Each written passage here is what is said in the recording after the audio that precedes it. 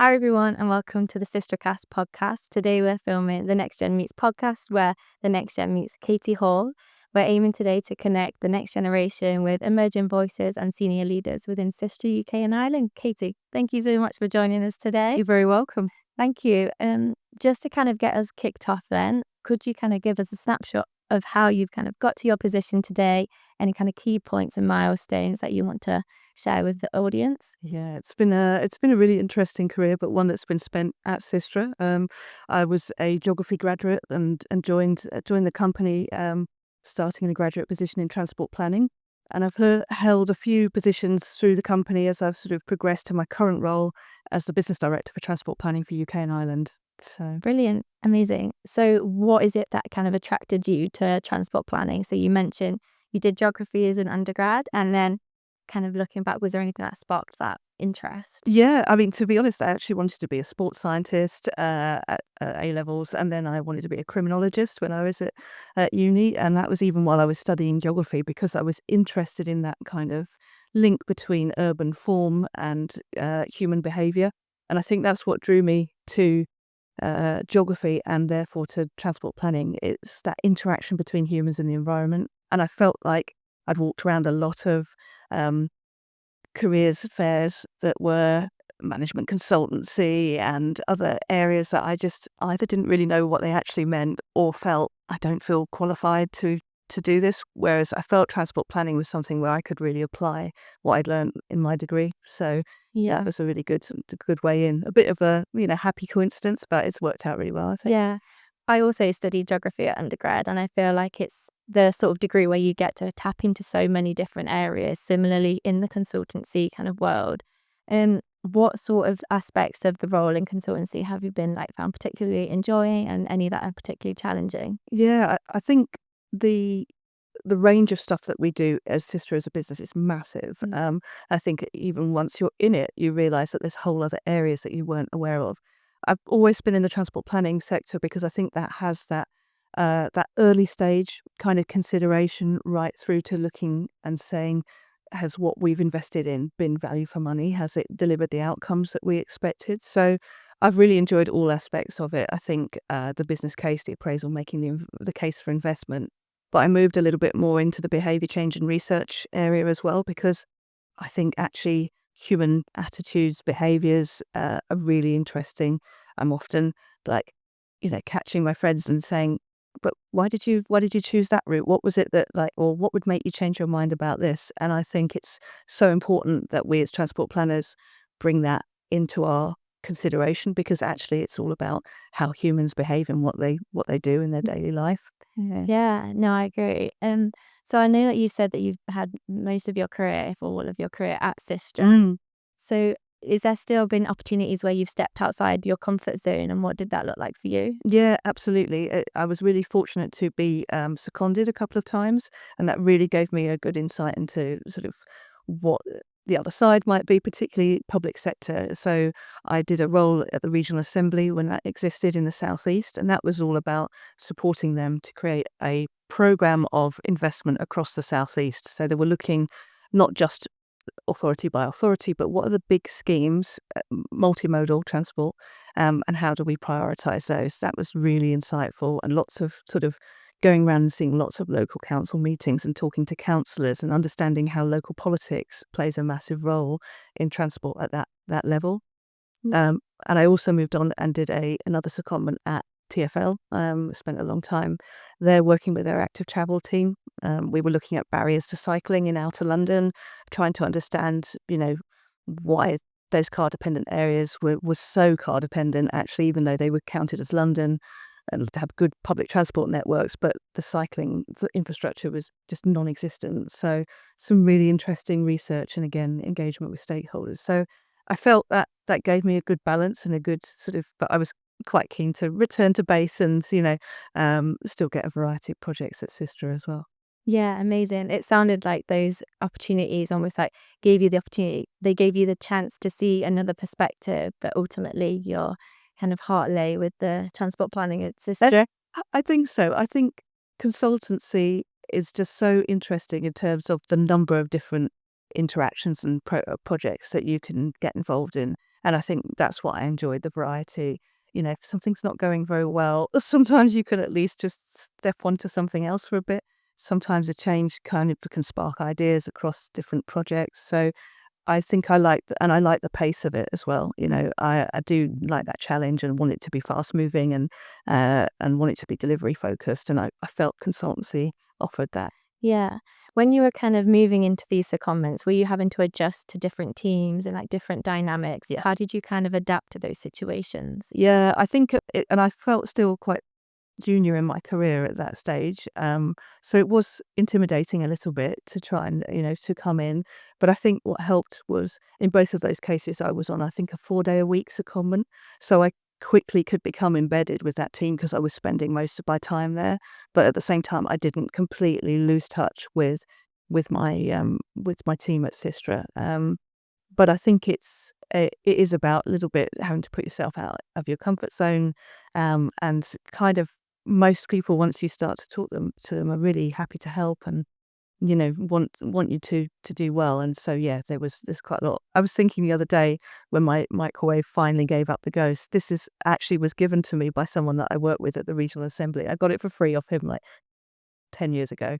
So it did well. But, I think that was just a little small symbol of like, oh, I'm part of this team, right? They view me as the same. And I think that was really good. Yeah. And do you have any other kind of connections with the industry, potentially the informal or formal mentors that have really shaped your kind of trajectory and they've kind of had some advice that stuck with you? Yeah, I think to be honest, because of the career that I've had here, it's quite a small industry. So there are people certainly that I have crossed paths with, worked with, that are now no longer at SYSTRA. But most of my network and my mentorship has come from within the business because those people are coming across from different industries and bringing that across. But I have had the opportunity to have a little bit of coaching outside of SYSTRA as well. That was somebody that had been a global HR partner at IBM, and some other industries where it's quite male dominated, and there's been quite a lot of moving into a slightly more senior role. That was really, really helpful to get her perspective on things. Yeah. Yeah, and I'd love to touch on a bit more about that transition into becoming a director, Yeah. and most notably the only woman in the consultancy director. How have you kind of managed that? Have you had any kind of particular challenges or hurdles that you've maybe had to navigate that you hadn't previously? Yeah, I think if I'm honest, I've always felt that the business has been very supportive. Yes, it's a male-dominated industry. Yes, there were a few years ago where I might get emails addressed to gents and things like that, but I definitely think that's improving. And to be honest, I think all of my colleagues have been very supportive, and that's really helped. But I think, yeah, you do need to, you are aware sometimes of feeling a bit other. Occasionally I would be like, oh my God, everybody in this meeting is wearing a blue shirt. I need to also be wearing a blue shirt. So you do fall in a little bit with that sometimes. But actually, it's been important for me to say no. It's okay to bring a different perspective, and that's not always the case for sure. But sometimes I think just recognizing that it's okay to have a different view on things, and that my colleagues are open to that view is really helpful. Yeah, I imagine you've almost had to adapt into new positions, no matter kind of your gender in that way, and Absolutely. 100% learning to advocate for yourself just because you're a specialist in your subject is Yes. something that you will always have to kind of become more confident in. Yeah, absolutely. And actually, if anything, I think one of the bigger challenges I've had is um, maybe when you move into a more senior position and you might be line managing or managing people that have more experience than you. I found that actually a more difficult challenge to manage than that gender role, perhaps. Yeah. And I think again, that's just about trust, and communication is super, super important to me. So, try and take a really collaborative approach so that people feel like it's not me telling them what to do, that they don't need that. It's about us working as a team to come to the right decision and the right solution, I think. Yeah. Yeah. And as your kind of responsibilities and potentially had more stressful moments, do you have any kind of tips and strategies that you could share with maybe people whose maybe responsibility levels are growing and they're having to balance more tasks and projects, how have you kind of navigated that level of responsibility changing? Yeah, it is a challenge. I mean, I think SYSTRA is pretty supportive in terms of work-life balance, and I do try and draw quite strong boundaries. I'm not someone that's really checking my emails on holiday or, having Teams on my personal phone. There are things like that where when I'm at work and I'm focused on that. And if I'm not, then I really try not to focus on it. So I think that's really important. But the other thing, and that's been really important for my own career development as well, is that letting go of stuff. You have to realize that you cannot do it all yourself. And that's not the role of a manager. You're there to facilitate and support other people and to help bring them on as well. So I think it has been important to realize that moving from, say, a doer to a manager, you have to let some stuff go and you have to be willing to let other people learn and develop. And you know, it is, yeah, sometimes I still miss the technical aspects of things, or it's frustrating to try and be involved in a project at a very high level where you don't feel you can really get into the detail and really add loads of value. But actually, yeah, as I said, that's not always your role. You're there to steer, to guide a little bit, without saying, "Oh, well, let me do it for you." That's not really helping anybody's development. So Yeah. I would say, yeah, look at what you might be able to delegate. Look at what you need to prioritize as well. What is really important for you in this week, in this day. But Yeah, I think it's one of those things, like, as I'm only a year into my career, it's picking up these strategies and tips that, work for you and work for your own kind of workload and how your kind of peaks and troughs in in motivation can go. And I think that's one thing, learning how you manage certain stresses as well is something that it only comes with time and experience. yeah, And I think absolutely. it's with every project, it is different. Project managers all kind of work differently. I think is sometimes bigger than you, isn't it? And then your working pattern and other working patterns, it's finding that middle ground. So Yeah, absolutely. And I think also just, as I said, not being afraid to ask for help as well is something else. It's that kind of thing I felt, certainly when I took on this business director role. Well, I'm the leader. I must lead and I must, do everything and make the decisions. And I think I was probably isolating myself a little bit from people inadvertently, because I felt like they're looking to me for leadership and guidance, whereas actually part of that role is still bringing people along with in that discussion. And it's okay to just be like, hey, what do you think about this? Or like, I'm not really sure where to go with this.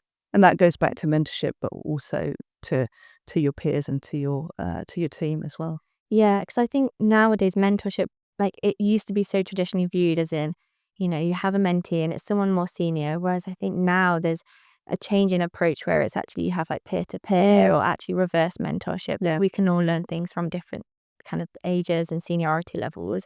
I know that you're working quite closely with the NGLT, the Next Yeah. Generation Leadership Team, kind of giving kind of their perspective on SLT kind of topics. Yeah. How do you kind of see the younger perspective in those business decisions being important? Oh, it's absolutely critical, because this is the future of the business. And as much as I would like to think that I'm still in touch, like, it was a lot of time ago that I was a graduate, and I think we need that perspective. But it's not just about graduates; it's about that cross section across, and also from a transport point of view. Again, like anchoring it in real life. y- Everybody's a transport user. You've got different perspectives on what transport means and what investment is needed. And so I think it's really important that we pick that up. Yeah. So as you've kind of talked about transitioning with mentors in your kind of career journey, has there been any kind of particular mentors that have helped and stood out to you? Yeah, it's been great, actually. I think I would probably categorize it in terms of unofficial, and maybe slightly more formal. So those unofficial ones might just be role models within the business. I can remember coming in and we had Dr. Eileen Hill. She was a senior woman at the time when I joined the business, and I just was so impressed with her. Kind of, she was so well regarded because of her technical expertise, but I could just see that she was comfortable in that, and she wasn't at all apologetic about that, in terms of, yeah, being quite clear about what she had to offer and where her expertise lay, and offering her opinion, particularly on a technical level, because I suppose that's where I saw it as a graduate. So, and I can also remember another guy, Mike Slynn, early in my career. we used to talk about getting slinned, and that was like you would be called into his office because he still had an office in those days at sort of 4:30 on a Friday, and you'd be like, "Oh, here we go." And it was all about, reviewing a spreadsheet that I'd done or something like that. And he really took the time to. It felt like you were just being like, picked apart completely. But that's because he had that care and attention to detail, and he also took the time to sit with me and explain why this wasn't right or why I would want to question that number or whatever. And I think those sort of aspects of like that care and dedication to technical excellence, but also being prepared to before you send something to someone, you know check it yourself, judge, really put yourself in the client's position and sort of say, does this make sense to me? He really helped with that. So there was some specific kind of role models, but I would definitely say, yeah, find yourself a mentor as well. And I've, as I said, used lots of people as a sounding board over the years, and that's been more formal arrangement, but really useful as well. Yeah, it seems that a lot of the time that the most informal kind of conversations that you have with people just, passing by or basically just working with them on a project, they're sometimes the most insightful. They're not the kind of curated objective layer. They're very much just in the situation, taking that time to delve into something deeper, which I think as kind of the early careers people evolve, it's something that is so crucial in their development. It's something that, taking the time to understand why something was done wrong and then how to kind of improve for next time is Yeah. that crucial development. Have you ever had to navigate something when you've had to reevaluate but just because something wasn't working out and how you kind of had to shift into a different mindset? Yeah, I guess I'm trying to think. There would be small things where we've gone in a particular direction with a report, and the client hasn't liked that, and we've had to step back and kind of really think, "Mm, where is this going? What is it?" And as I said, that kind of trying to take that client perspective, I found is a really helpful lens for it. So there's a couple of instances like that, but in terms of career path and more generally kind of change of direction. No, I think it's quite fluid. So, it's just about, yes, what can you take away from that? We probably ought to do a bit more in terms of those lessons learned, those formal things. But like you say, a lot of it is that on the job learning. I'm sure some of the people that I would name as mentors wouldn't even consider themselves that, but it's, they've had an impact on me, and I think it's worth thinking about that when you're in your own career. You are a role model to others, and you are, I like to lead by example, hopefully, and that's, I've seen that from other people as well. So being a leader yourself, you must have to kind of navigate different types of people and navigate in teams of all different sizes. How do you kind of go about making sure that you can thrive in those different dynamic environments? Yeah, it's true, and I think that's one of the things I like about it. They're different connections, but for me, communication is really, really important. I like trying to be an active listener as well. That for me is part of it. But it's being clear about what you want, what you expect. Also listening to what the feedback is, but also when you're in a different role, when you're perhaps not in a leadership role, it's really important for leaders to get feedback as well. Even if that's, say, the project manager who needs an update on the task. I always wanted to be the one providing that update rather than being asked the question, because then that suggests to me that you're not giving the level of kind of feedback and communication that's needed. So that's been really important. But I've definitely recognized as I transitioned to sort of a more senior leadership roles, that you do need different styles for different people and different times. I think I reflect on, we've done some work on our kind of personality profiles, and I'm quite people focused and quite sort of discipline driven as well. So, process and everything is quite important to me. But the people focused aspect, I hope, comes through, because sometimes you realize if you're in a bit of a crisis mode, you might need to be a bit more directive. People need to see that the leader has got a clear plan, and they just need to be told what to do a little bit, But my general style is much more, I hope, collaborative and consultative than that, because I want that team to work together. It's not me, on a very hierarchical structure. It's me being part of a team that could be successful. So it's really important to have people like yourself in the senior positions that you are. I think people coming into the business and seeing that visibility of someone there is just, it sets the tone and it knows that it is possible and that, there's no need to doubt yourself.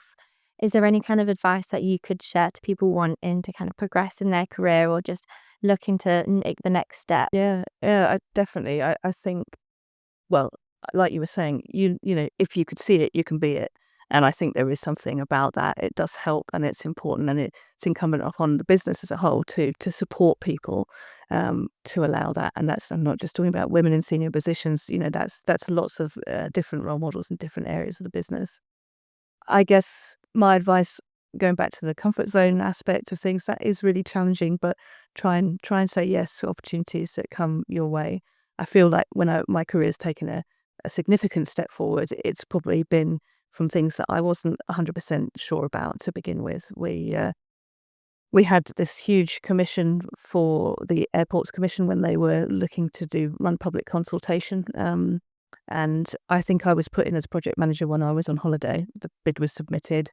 It was on the basis that there were going to be about 5,000 responses, and a huge campaign got behind Heathrow, and we received 72,000 responses.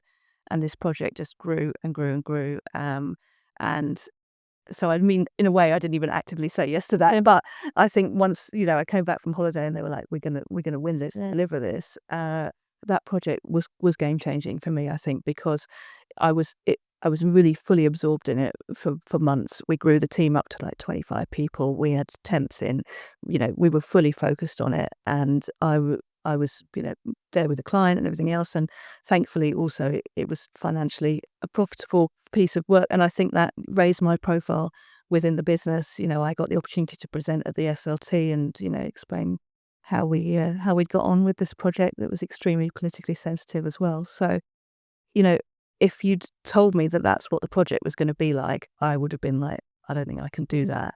And this sounds too big for me. But I did it.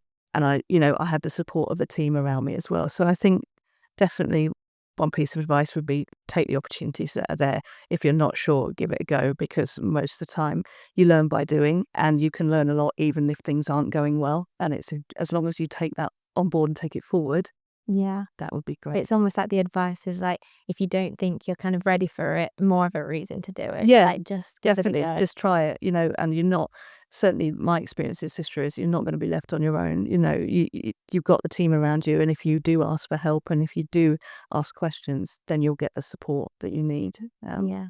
That's it. Brilliant. I feel like that's a good advice to end on. Thank you. No, that's fine. Thank you. So thank you everyone for listening. That was The Next Generation Meets Katie Hall.